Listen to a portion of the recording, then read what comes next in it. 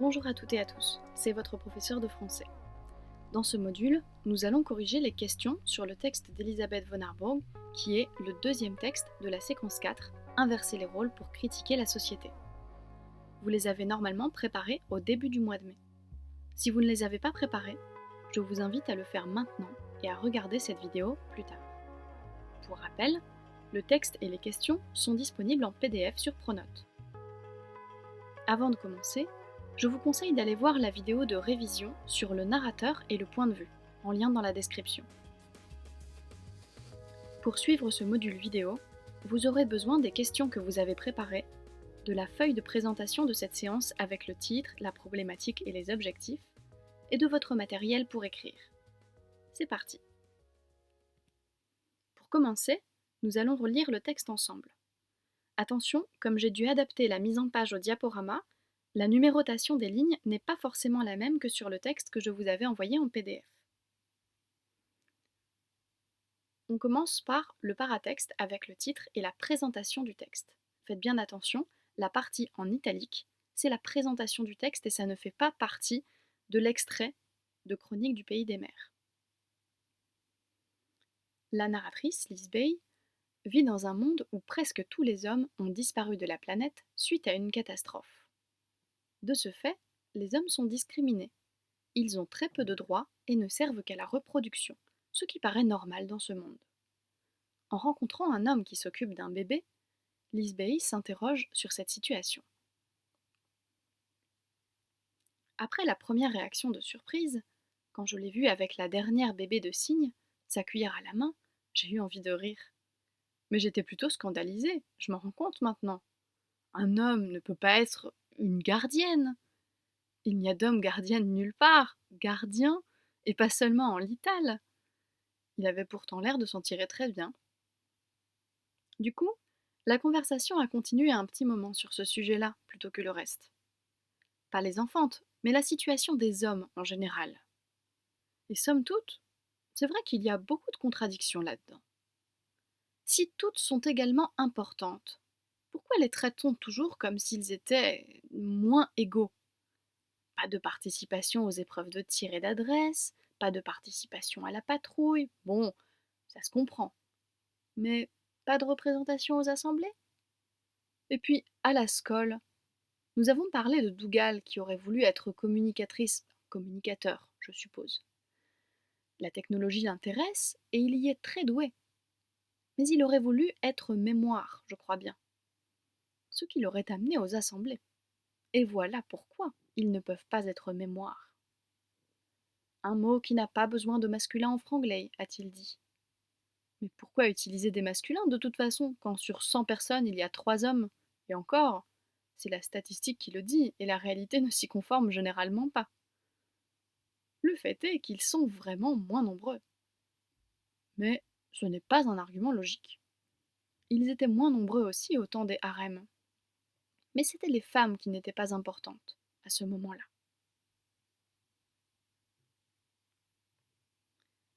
Vous avez dû remarquer que dans ce texte, il y a plusieurs mots de vocabulaire qui sont inhabituels. C'est souvent le cas dans les textes de science-fiction, pour bien nous faire ressentir que l'histoire se déroule dans un monde imaginaire bien différent du nôtre. Mais vous allez voir que dans les chroniques du pays des mers, les bizarreries du vocabulaire sont liées à une raison bien précise. Avant les questions sur le texte, il y avait une activité de recherche sur ce vocabulaire. Nous allons la corriger ensemble. Je vous demandais de vous intéresser à 5 mots: gardienne, scole, mémoire, franglais et harem.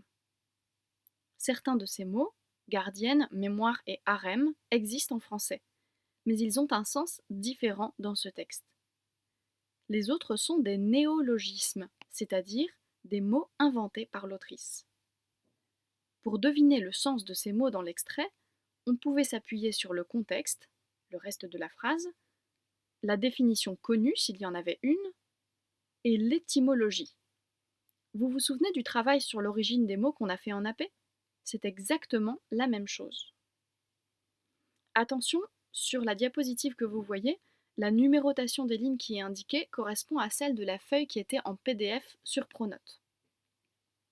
Allons-y. Tout d'abord pour gardienne. Je répète la phrase. Un homme ne peut pas être une gardienne. Il n'y a d'homme gardienne nulle part, gardien, et pas seulement en lital. On sait ce que peut vouloir dire gardien ou gardienne en français, c'est quelqu'un qui garde quelque chose. On sait que le mot garde ou le verbe garder ont plusieurs sens en français. On peut garder un objet avec soi, c'est-à-dire ne pas s'en séparer, mais on peut aussi par exemple garder des prisonniers, ça veut dire les surveiller, ou encore avoir la garde d'un enfant, garder un enfant, ce qui veut dire en prendre soin. Ici, c'est ce sens-là qui nous intéresse. Le gardien ou la gardienne, on le voit dans ce texte, c'est la personne qui s'occupe des enfants. On peut donner cette définition. Les gardiennes sont des nourrices, des femmes chargées de s'occuper des enfants en bas âge. Vous pouvez à chaque fois mettre pause pour prendre le temps de recopier la correction. Ensuite, on a le mot scole. Ça, c'est un mot qui n'existe pas tel quel en français. Par contre, vous êtes plusieurs à avoir repéré que ça ressemblait un peu à scolaire ou encore à école. Certains d'entre vous ont remarqué aussi que ça ressemble à l'anglais school, qui veut dire école. S'il y a quelques latinistes parmi vous, vous vous êtes peut-être rendu compte que ça ressemble aussi au mot scola, scolae, qui veut dire lieu d'étude. Donc on peut deviner que la scole, c'est certainement une sorte d'école, un lieu où on apprend. On va noter du latin scola, loisir studieux, leçon, lieu où on enseigne. La scole est une sorte d'école ou d'université.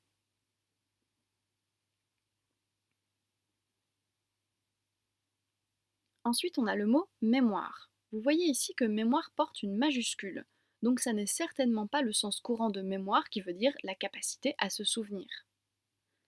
Ici, la phrase est « Mais il aurait voulu être mémoire, je crois bien, ce qui l'aurait amené aux assemblées, et voilà pourquoi ils ne peuvent pas être mémoire. » On se doute que, si c'est derrière le verbe être, c'est certainement un nom de métier ou une fonction. Comme il y a une majuscule, on peut se douter que c'est une fonction officielle, prestigieuse. Dans la même phrase, il est question des assemblées. On ne sait pas exactement ce que c'est que les assemblées dans ce texte-là, mais on peut déduire du contexte que les assemblées, c'est une forme de réunion politique, peut-être un petit peu comme l'Assemblée nationale chez nous.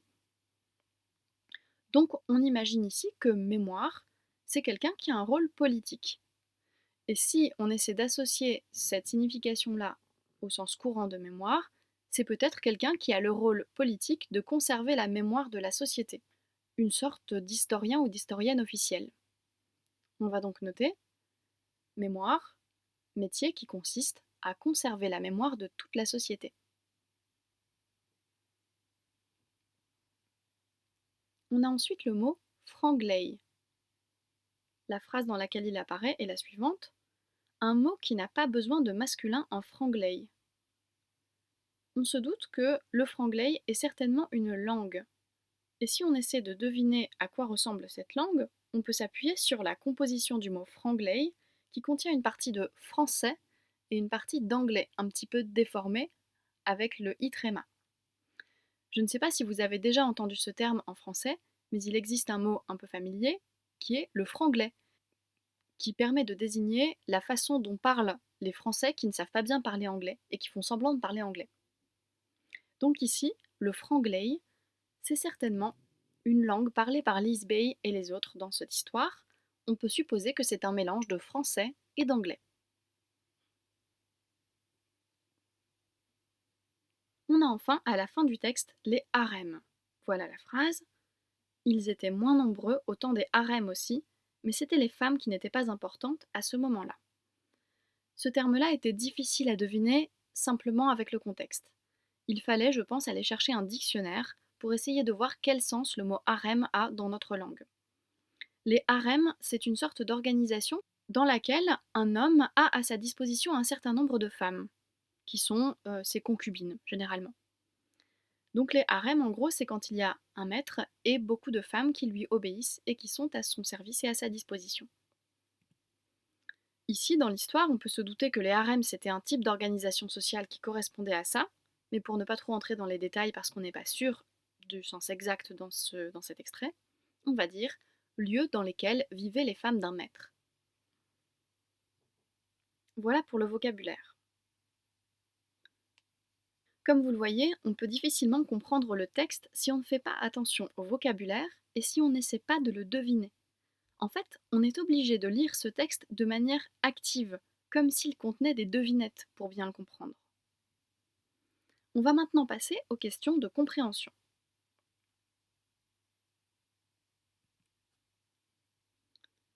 La première question, c'était quel est le point de vue adopté dans ce texte? C'est pour ça que je vous demandais au début de ce module d'aller d'abord regarder la vidéo de révision sur le narrateur et les points de vue.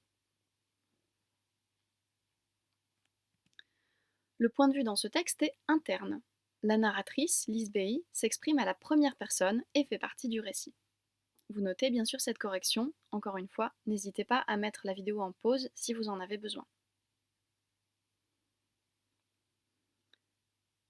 Deuxième question. Pourquoi Lise Bay est-elle surprise de voir un homme nourrir un bébé? Ça, on ne pouvait le comprendre que si on avait travaillé sur le mot gardienne et si on avait lu attentivement le début du texte. Lise Bay est surprise de voir un homme nourrir un bébé car ce rôle est habituellement réservé aux femmes dans son monde. Comme d'habitude, on cite le texte pour justifier sa réponse. Un homme ne peut pas être une gardienne. Ligne 2-3. N'oubliez pas, ces lignes correspondent au texte qui était en PDF sur Pronote.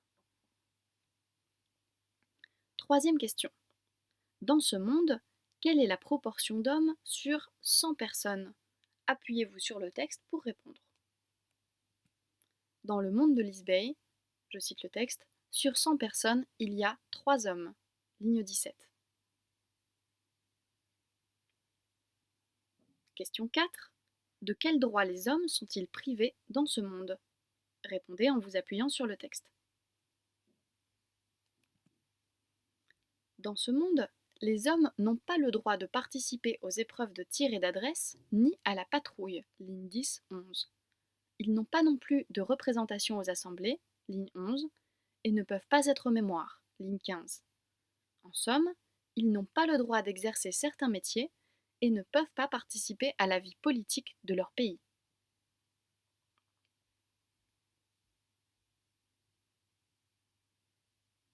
Question 5.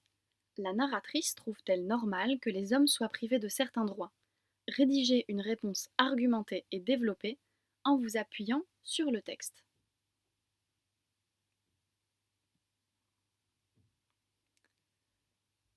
D'un côté, la narratrice trouve normal que les hommes ne puissent pas pratiquer certaines activités, car lorsqu'elle les énumère, elle ajoute « Bon, ça se comprend ». Ligne 11. Elle est d'ailleurs scandalisée, ligne 2, de voir un homme jouer le rôle de gardienne. Cependant, Lise Bay se pose des questions, car elle trouve qu'il y a beaucoup de contradictions là-dedans. Ligne 8. Elle se demande pourquoi les hommes sont traités comme s'ils étaient moins égaux. Ligne 9. Par exemple, pourquoi ils ne sont pas représentés aux assemblées. Ligne 11. Enfin, elle estime que le fait que les hommes soient peu nombreux n'est pas un argument logique, ligne 20-21, pour les priver de droits.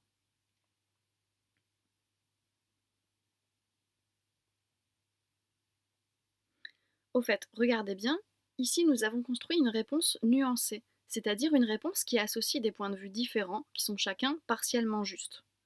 C'est pour ça qu'on a utilisé des mots qui montrent ces nuances, d'un côté et cependant.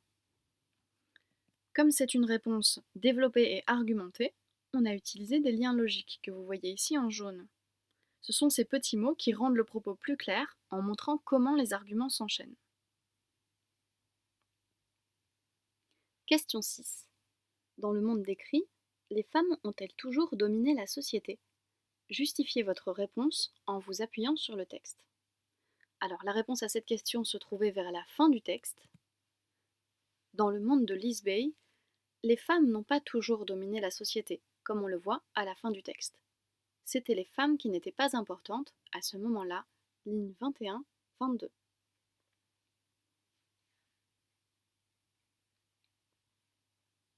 Question 7. Attention, la question 7 se divise en A, B et C. Question 7a. Les expressions la dernière bébé, ligne 1, les enfantes, ligne 7, si toutes sont également importantes, ligne 8-9, sont-elles habituelles pour nous? Pour quelle raison? Ces expressions sont inhabituelles pour nous car elles mettent au féminin des mots qu'on a l'habitude de voir au masculin, comme le bébé ou les enfants. Question 7b. Quelle règle de la langue française semble avoir été modifiée dans le monde de Lisbey? Dans le monde de Lisbey, la règle qui veut qu'on accorde au masculin quand les mots à accorder sont féminins et masculins, par exemple un tabouret et 1000 femmes sont enfermées, a disparu. Tout comme la règle du masculin utilisée comme neutre, par exemple dire les étudiants pour les étudiants et les étudiantes. Question 7c. À votre avis, pourquoi la langue a-t-elle évolué de cette manière? Si la langue a évolué de cette manière au pays des mers, c'est certainement parce que les hommes sont si peu nombreux et tellement considérés comme inférieurs que la langue ne tient plus vraiment compte d'eux. On fera le bilan la prochaine fois. En attendant, c'est terminé pour aujourd'hui. Si jamais vous avez envie d'aller plus loin, vous pouvez traiter la question de réflexion qui se trouve sous les questions sur le texte. Vous pouvez m'envoyer votre paragraphe argumenté par mail. Vous avez bien travaillé, je vous souhaite une bonne journée et prenez soin de vous.